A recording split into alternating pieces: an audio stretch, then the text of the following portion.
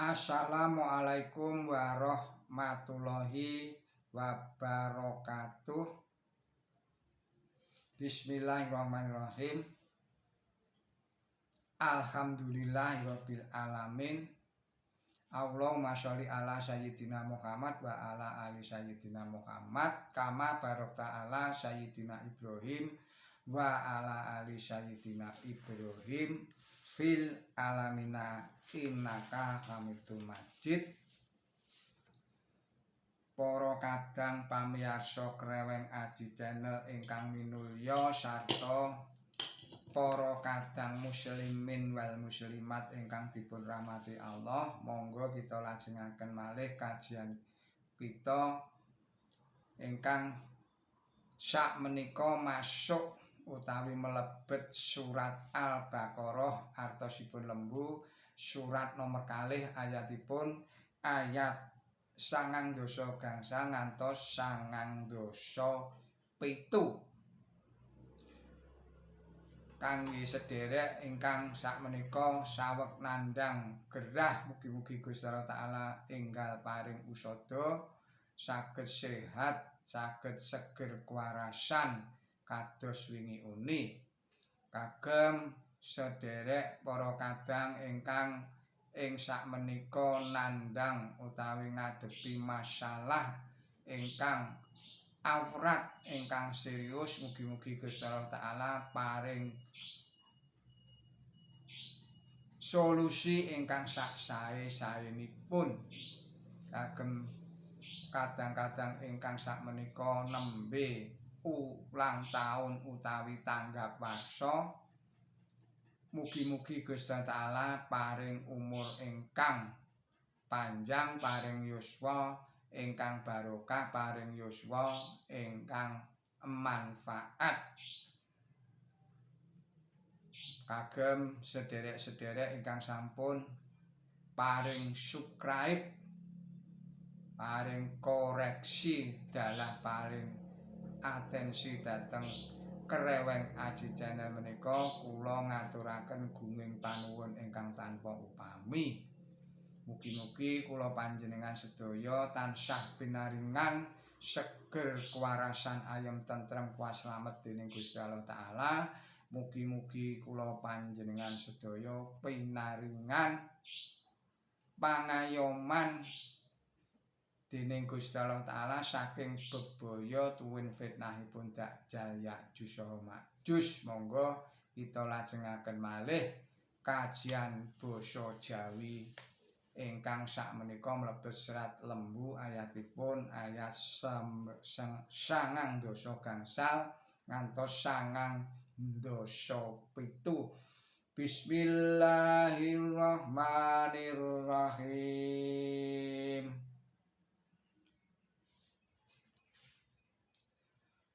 Walan yanzamannahu abada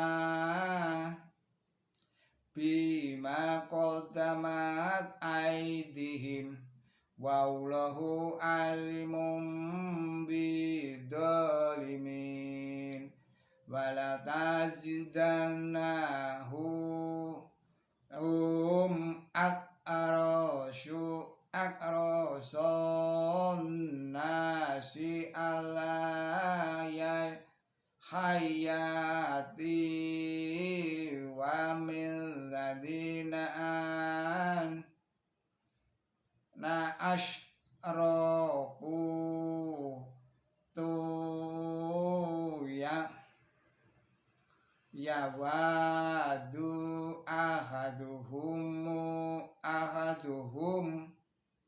law yu'amaru minal ladina asyraku ya wadu ahaduhum yu'amar.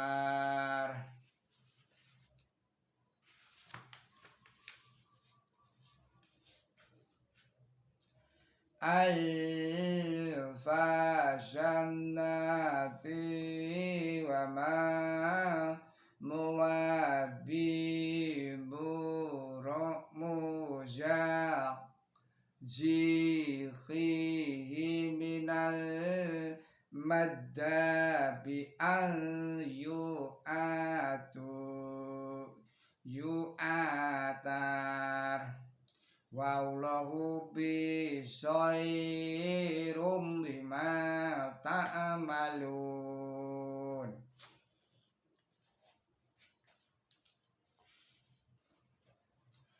Kul man kana adwa li Jibrila fa innahu nazalahu ala qalbika bi'idnillahi musaddiqan lima baina yadayhi wa hudan wal busyra lil mu'minin.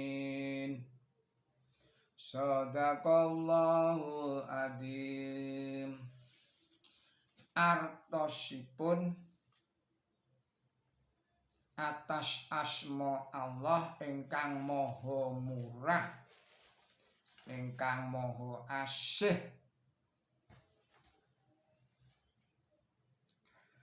lan ora pisan bakal padha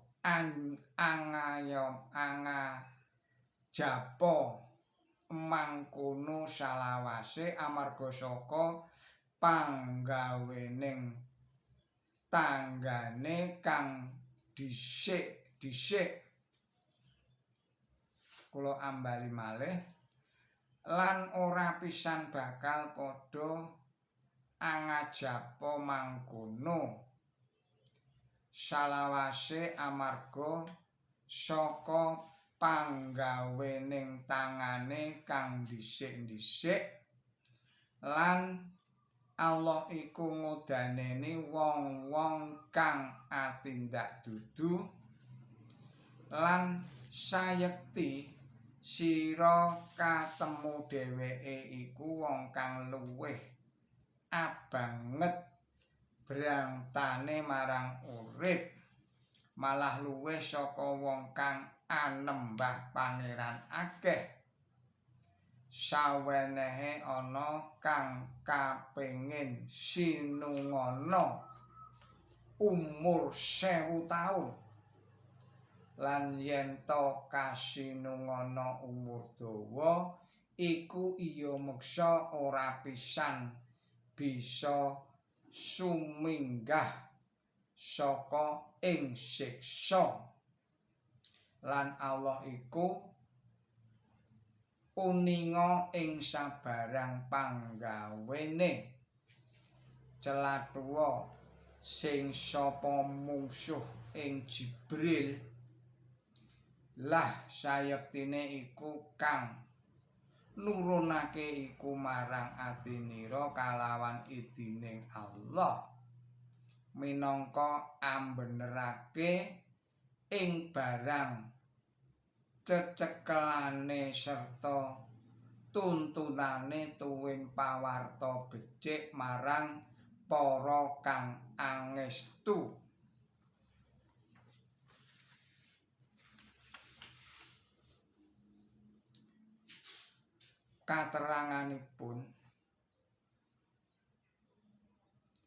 Katerangan wonten ing ayat 9:6. Tiyang musyrik utawi tiyang ingkang manembah pangeran kathah ing ngriki mbok menawi ingkang dipun kersakaken tiyang ingkang ngangge agama Zarathustra utawi tiyang Majusi. Para tiyang Majusi punika menawi andongaaken satunggaling tiyang kaparingan nugraha dipun dongaaken supados saged gesang 1000 taun, utawi inggih saged ugi ingkang dipun kersakaken ing mriki punapa para tiyang Nasrani, nanging margi para Nasrani punika ugi gogondhelan pangandel kamusyrikan inggih punika mangeran ing tiyang dene bab kaparingipun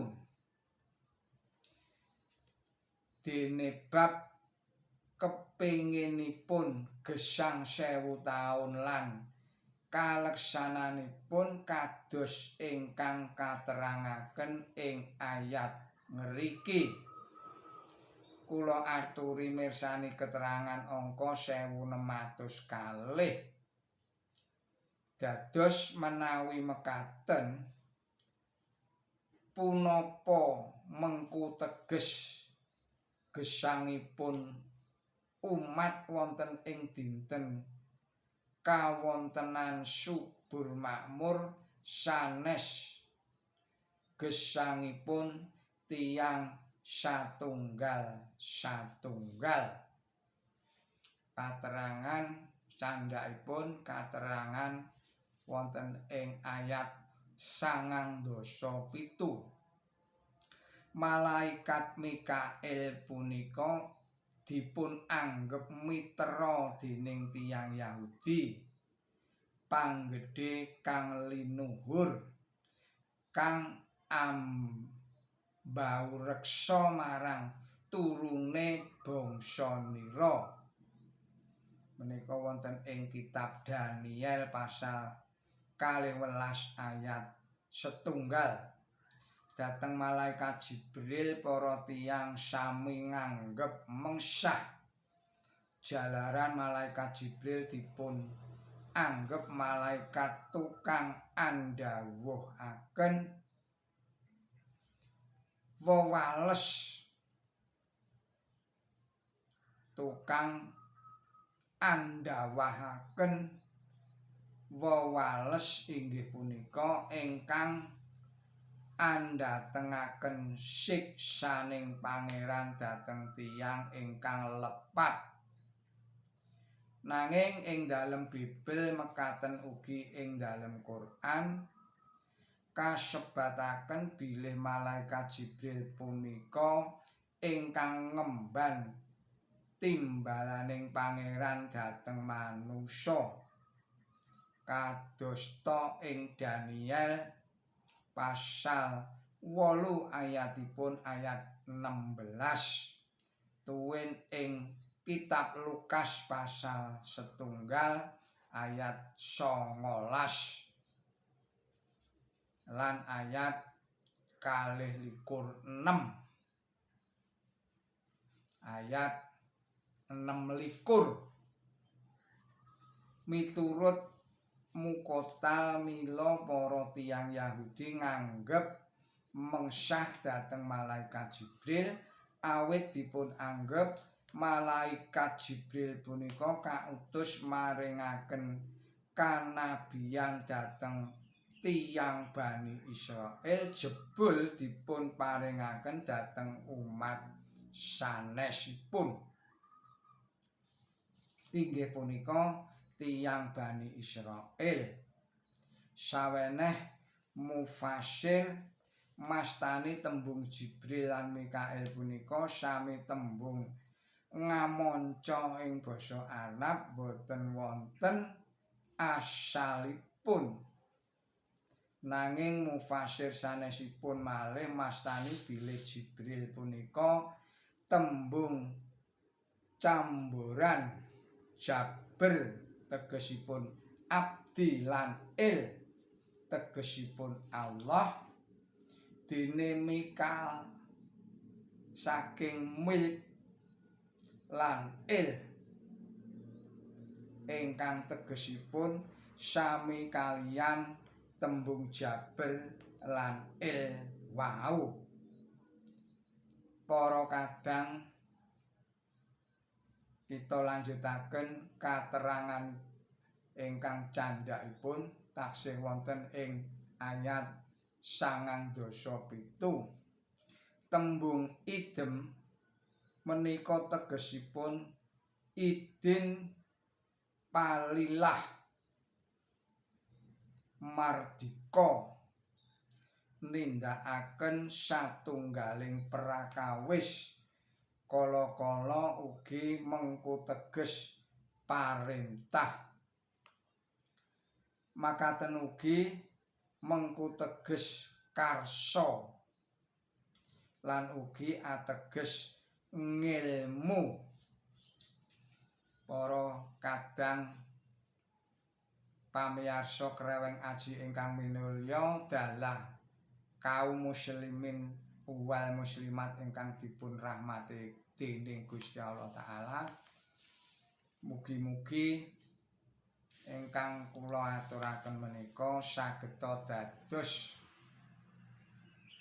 tambahing kualitas iman tuwin takwa kula panjenengan sedaya dhateng Gusti Allah taala lan ugi saged ndadosaken kualitas ingkang meningkat ingkang sae dhateng kula panjenengan sedaya mungguing ilmu lan amal kesaenan. Nyuwun pangapunten sedaya kalepatan tuwin kealpaan kula. Billahi taufik wal hidayah. Wassalamualaikum warahmatullahi wabarakatuh.